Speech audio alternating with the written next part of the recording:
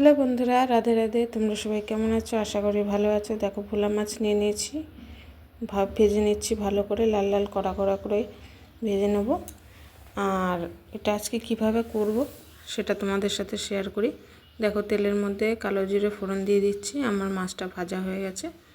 আমি এই তালে একটা কাঁচা লঙ্কা চিড়ে দেবো। যেহেতু মেয়ে ঝাল খায় না, তাই আমি ঝালটা কম দিচ্ছি। তোমরা চাইলে বেশি দিতে পারো, তোমরা লঙ্কাটা বেটেও দিতে পারো। এখানে দেখো, সর্ষে বেটে নিয়েছি, দু রকমের সর্ষে। আমি সর্ষেটাকে ভালো করে কষিয়ে নেব। এর মধ্যে আমি দিয়ে দেবো লবণ আর সামান্য একটু লঙ্কার গুঁড়ো আর একটু হলুদ দিয়ে ভালো করে এটাকে কষিয়ে নেব। আর মশলার বাটিটা ধুয়ে আমি একটু জল দিয়ে দেবো, যাতে মশলাটা পুড়ে না যায়। দেখো, আমি সব দিয়ে দিচ্ছি। আমার ভিডিও তোমাদের কেমন লাগে অবশ্যই আমাকে কমেন্ট করে জানাবে। আর তোমরা যদি পাশে থাকো, তোমাদেরকে নিয়েই আমি তোমাদের ভালোবাসায় একসাথে এগিয়ে যেতে পারবো।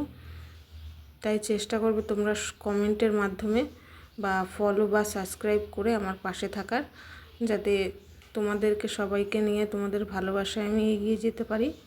দেখো, কত সুন্দর কষিয়ে নিচ্ছি, একদম তেল উঠে গেছে। মশলা যত কষাবে তত কিন্তু রান্নার স্বাদ বাড়ে, আমি আগেও বলেছি, এখনও বললাম।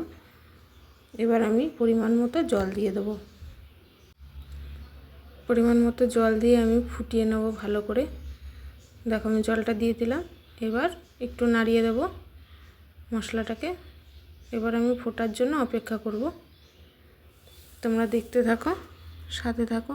নতুন নতুন ভিডিও পাওয়ার জন্য আমার চ্যানেলটিকে সাবস্ক্রাইব অবশ্যই করে রাখবে, যাতে নতুন নতুন ভিডিও তোমরা দেখতে পারো।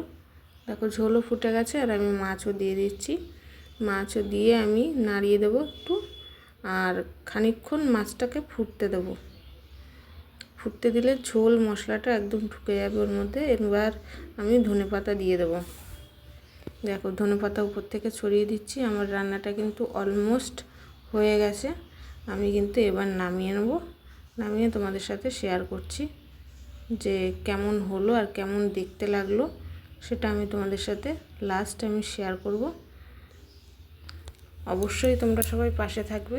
দেখো, আমি কিন্তু নামিয়ে নিয়েছি। কালারটা কত দারুণ এসছে। দেখা হচ্ছে নেক্সট ভিডিওতে।